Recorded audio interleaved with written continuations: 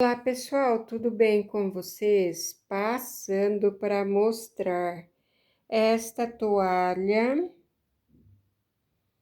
de rosto que eu fiz com este barradinho. Fiz dos dois lados da toalha, na parte de cima e na parte de baixo. Pode ser feito também em pano de prato. Já tem o passo a passo deste barradinho no canal, com a quantidade de caseado para qualquer tamanho de pano.